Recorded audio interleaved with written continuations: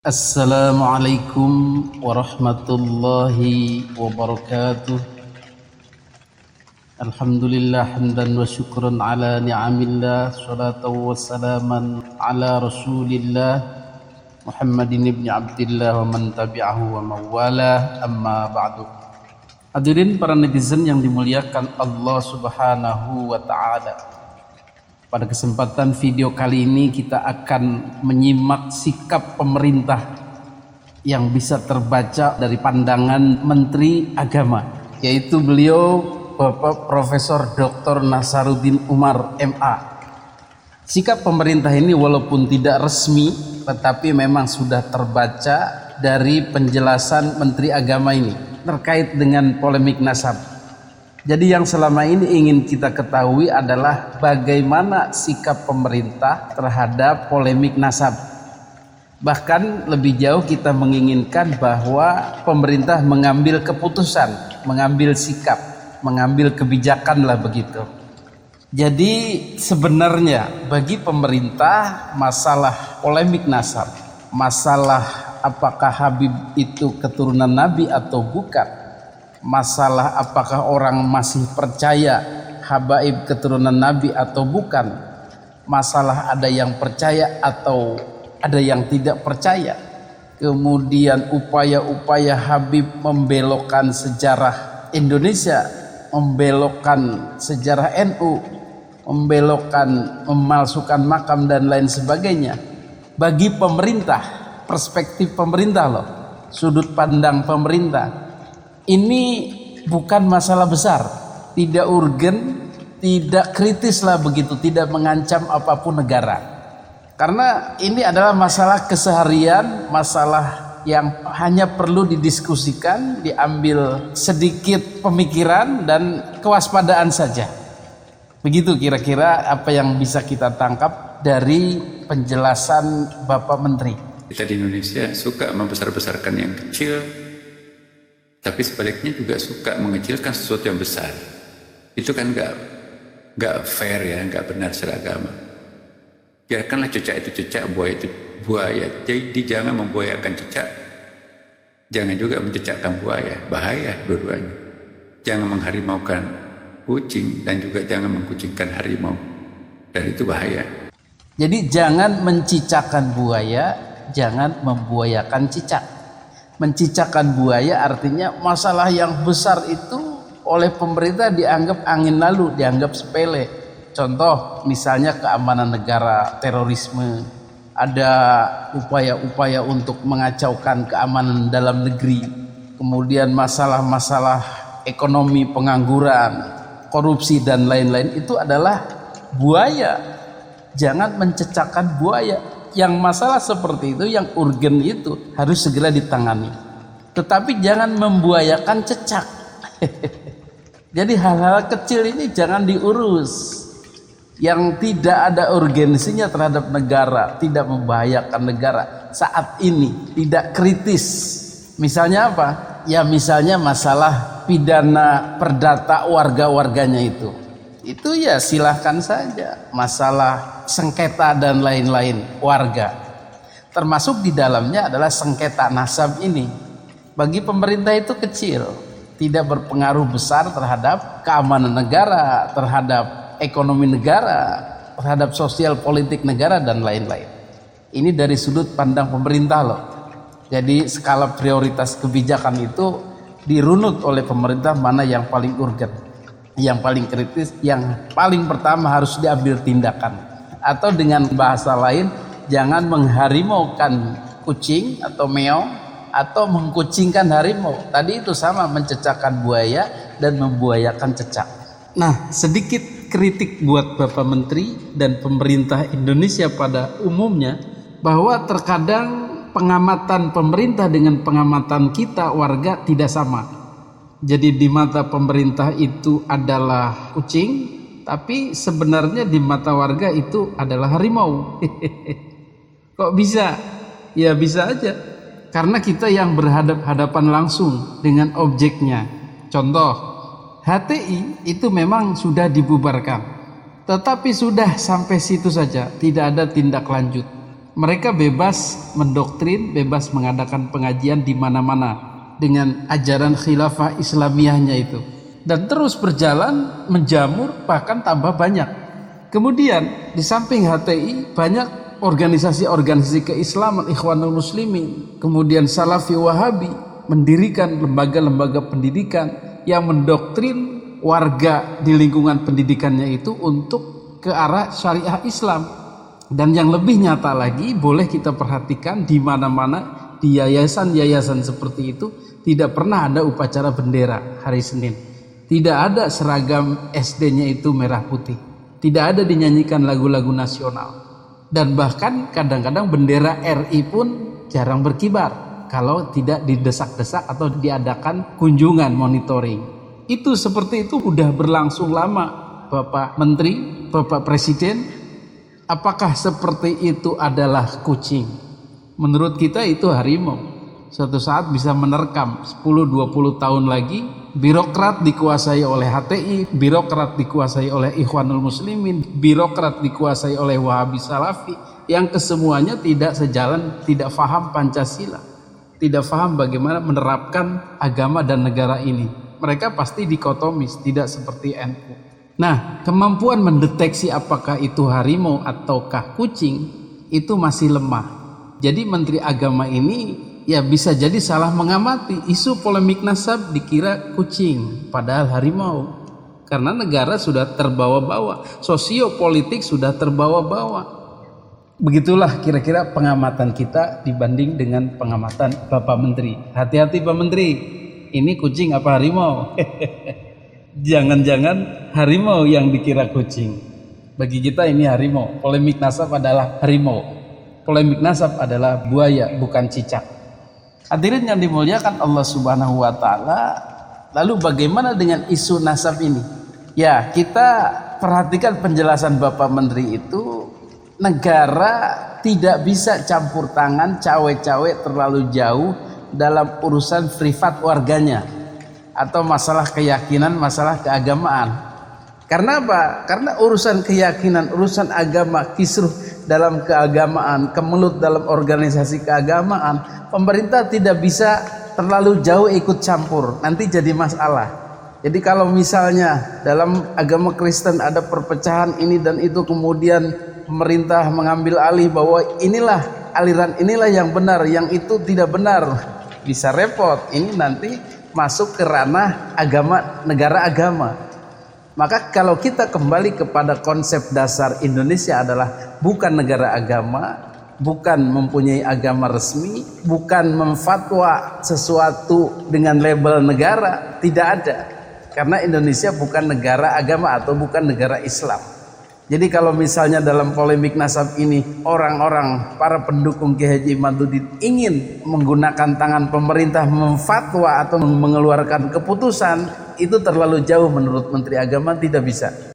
Jadi sikap pemerintah dalam satu persoalan, ada kalanya harus terlibat, ada kalanya tidak boleh terlibat. Mencampuri urusan agama, individu masyarakat, itu jangan. Agama punya batasnya, negara punya batasnya. Jadi jangan negara mencampuri urusan privat setiap agama, itu prikit itu. Tapi juga jangan agama masuk ke dapur pemerintahan. Ada pembagian tugasnya. Memang Islam tidak membedakan, garis demarkasinya nggak ada. Tetapi persepakatan kita di Indonesia ada ulama, ada umara. Di mana tugasnya ulama memberi fatwa? Di mana tugasnya pemerintah merealisasikan fatwa itu? Jangan pemerintah membuat fatwa, tapi sebaliknya jangan ulama yang mengimplementasikan fatwanya sendiri. Ada kaplingnya. Makanya itu kalau pembagian tugas ini kita atur sedemikian rupa, tenang kita. Negara tidak bisa memfatwa atas dasar agama. Karena Indonesia bukan negara satu agama atau beragama resmi satu agama. Beda dengan Malaysia misalnya, dia agama resminya Islam dan ulama-ulamanya bisa memfatwa dengan label negara. Jadi bisa mengatur Islam yang ada di dalam negara itu. Ini yang disetujui oleh negara, ini yang tidak. Kelompok ini yang disetujui oleh negara, kelompok ini tidak, dan seterusnya. Atau negara-negara Timur Tengah, Iran, Arab Saudi, Uni Emirat Arab dan lain-lain. Itu mereka bisa memfatwa. Tetapi menurut Menteri Agama, negara kita tidak seperti itu. Jadi ada pembidangannya, ada ranah-ranahnya, ada umaro, ada ulama, dan perkara-perkara seputar keagamaan itu urusannya ulama dengan penganut agama-agama yang ada di dalamnya. Sementara negara adalah umaro, mempunyai kewenangan sendiri, tidak bisa dicampuri oleh ulama dalam hal pengelolaannya. Kalau nasihat bisa mungkin ya, tetapi dalam kebijakannya tidak. Hadirin yang dimuliakan Allah Subhanahu wa taala, jadi dengan demikian kita sudah cukup jelas bagaimana sikap pemerintah terhadap polemik nasab ini adalah mempersilahkan bagaimana baiknya. Berarti yang utama yang harus kita tuju bukan pemerintah, bukan sikap pemerintah, tetapi sikap pengelola agama yang menaungi konflik itu, yang menaungi polemik itu. Siapa dia? Nahdlatul Ulama. Nah, itu yang harus kita tuju. Bisakah NU membereskan masalah ini? Kalau itu mutlak kewenangan PBNU. Tidak bisa berdalih lagi seperti Menteri Agama, tidak bisa. Bagi PBNU tidak ada kata mencecahkan buaya atau membuayakan cecak, mengkucingkan harimau atau mengharimaukan kucing. Bagi PBNU ini masalah sudah besar, sudah urgen, sudah kritis, sudah butuh penyikapan. Beda ya dengan negara. Kalau negara kan banyak skala prioritas, banyak yang harus diurus. Tetapi NU hanya mengurusi agama Islam, itu juga NU Nahdliyin. Dan polemik nasab ini harusnya masuk dalam jajaran skala prioritas. Karena apa? Karena magnitudenya, gelombangnya, skalanya sudah besar. Kecuali yang pura-pura budeg tadi itu. Nah, di PBNU juga kalau memang misalnya mereka tidak peduli, menurut kita sudah besar, gelombangnya sudah besar, urgensinya sudah tinggi, sudah kritis, tapi menurut mereka tidak ada apa-apa, ya berarti kita harus membuktikan lagi, harus masif lagi ini masa, ini Nahdliyin yang peduli dengan polemik nasab ini, yang tidak percaya lagi habaib keturunan Nabi, yang mempermasalahkan pemalsuan makam, yang mempermasalahkan pembelokan sejarah NU, yang mempermasalahkan pembelokan sejarah negara, sejarah Indonesia dan lain-lain. Mereka-mereka yang peduli dengan semua ini harus diperlihatkan kepada PBNU bahwa mereka ada dan mereka besar. Jadi kesimpulannya bagaimana? Ya kita dakwah terus berjalan. Jadi kalau memang PBNU tidak peduli, itu tidak jadi soal. Kita tidak usah melembagakan, menengadahkan tangan minta ditolong, minta dibantu. Tidak perlu. Ya dakwahnya seperti ini. Berikan saja pencerahan-pencerahan tiap hari, tiap detik, tiap menit, dan kemudian dengan berjalannya waktu masyarakat menjadi tercerahkan, menjadi menerima dakwah ini.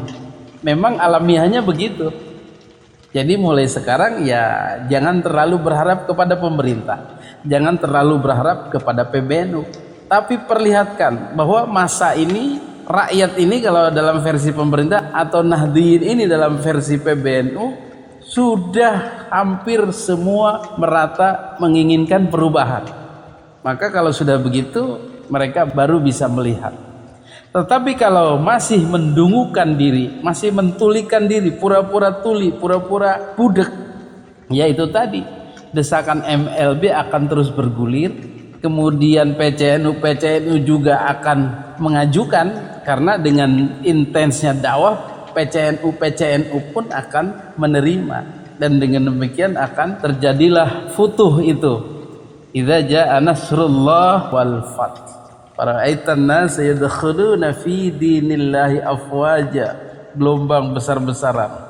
Ketika kemenangan itu tiba, ketika futuh itu tiba, ketika pencerahan itu membuahkan hasil, ketika pertolongan Allah datang, ara'aitan nas yadkhuluna fi dinillahi afwaja, engkau akan melihat bagaimana orang-orang itu berbondong-bondong menyambutnya, menyambut agama Allah dalam konteks surat itu. Tetapi dalam konteks polemik nasab adalah menyambut kedatangan mujaddid, menyambut pembaharuan, menyetujui tesis Kiai Haji Imaduddin Utsman Al-Bantani, afwaja, secara besar-besaran, bergelombang, gelombang besar-besaran. Amin ya Allah ya Rabbal alamin. Fasabbih bihamdi rabbika wastaghfir innahu kana tawwaba. Dengan begitu maka pujilah Allah Subhanahu wa taala, sucikan Allah Subhanahu wa taala, bertasbihlah, memuji kepada Allah. Alhamdulillah ya Allah, ini berbuah manis dakwah kita yang selama bertahun-tahun ini menyadarkan mereka. Wastaghfir innahu kana tawwaba. Jangan lupa meminta ampun kepada Allah kalau memang ada salah-salah dalam perjalanan ini atau banyak melenceng dari niat dan lain sebagainya. Innahu kana tawwaba. Allah itu maha penerima taubat. Begitulah kira-kira spirit yang kita dapatkan dari perjuangan kita untuk membebaskan muslimin pribumi Nusantara dari penjajahan perbudakan spiritual Ba'alwi. Perjuangan untuk mendakwahkan Islam yang setara. Inna akramakum indallahi atqakum. Semua tidak ada yang lebih utama karena nasabnya, karena pangkatnya, kecuali takwanya. Maka tadi sudah dijelaskan oleh Menteri Agama, tetap panduan kita adalah inna akramakum indallahi atqakum. Orang-orang yang spiritualitasnya tinggi itulah yang kita hargai, bukan nasabnya. Berarti nasab ya harus dibypass, dilewat, jangan digubris, dan jangan sampai orang-orang itu menggunakan nasabnya untuk kepentingan kemuliaan. Itu pesan dari Menteri Agama. Jadi seorang yang berketurunan Nabi sekalipun, kita nggak boleh membangga-banggakan nasab itu. Tapi juga sebaliknya, kalau memang faktanya itu adalah nasabnya dari Rasulullah SAW, ya secara genetik ya, ilmu genetik itu mengatakan bahwa genetiknya Rasulullah itu sampai turunannya itu kan ada DNA-nya berkesinambungan. Ya, saya kok yakin ya bahwa kalau genetiknya Rasulullah itu ada efeknya, ada pengaruhnya. Kita juga menghimbau kepada habaib kita ya, kita juga jangan mengeksploitasi status nasab itu menjadi seolah-olah aku lebih baik daripada Anda. Karena ada ayatnya kan, inna akramakum minallahi atqakum. Ya, lafaz dari Arabiyin. Tidak ada keutamaan orang Arab di antara orang yang lain ya kan. Jadi bagi kita semuanya di sini, kita hormati orang siapa yang spiritualitasnya itu mirip dekat dengan Rasulullah. Apa artinya nasab biologisnya dekat? Tapi kalau perilaku kita seperti Abu Jahal, Abu Lahab, tabat yada Abi Lahabin wa tab. Secara tidak langsung beliau menyetujui, mempersilahkan perjuangan kita ini. Jadi yang kita inginkan adalah nasab secara spiritual, bukan nasab secara biologis. Beliau mencontohkan bagaimana Kan'an, anaknya Nabi Nuh, itu secara biologis adalah keturunan, nasabnya Nabi Nuh. Tetapi kata Allah, innahu laisa min ahlik, innahu amalun ghairu shalih. Itu bukan keturunanmu, itu bukan nasabmu. Jadi terputus, bukan nasab, tidak ada hubungannya dengan Nabi Nuh. Karena innahu amalun ghairu shalih, amalnya tidak baik. Itulah perjuangan kita mengkat bagaimana nasab ini tidak nyambung lagi kepada Rasulullah, baik itu oleh perilaku buruk maupun oleh genetik atau tes DNA maupun oleh penelitian sejarah, kitab nasab dan lain-lain oleh Kiai Haji Imaduddin Utsman Al-Bantani. Dengan demikian kita kembali kepada posisi Islam semula yang benar, bahwa tidak ada kemuliaan-kemuliaan itu. Ini yang harus kita dakwahkan secara kontinu terus-menerus, sehingga para habib itu sadar dan menjadi warga biasa dan tidak mempergunakan nasabnya, tidak mengklaim nasabnya, tidak merasa sebagai keturunan mulia, keturunan Kangjeng Nabi Muhammad Sallallahu Alaihi Wasallam, karena memang tidak terbukti atau tidak bisa membuktikan. Mudah-mudahan penjelasan ini memberikan insight bagi kita, pencerahan, dan juga dari Menteri Agama juga memberikan kepada kita rambu-rambu dan pengertian kita kepada pemerintah. Hadanallahu wa iyyakum ajmain. Wassalamualaikum warahmatullahi wabarakatuh.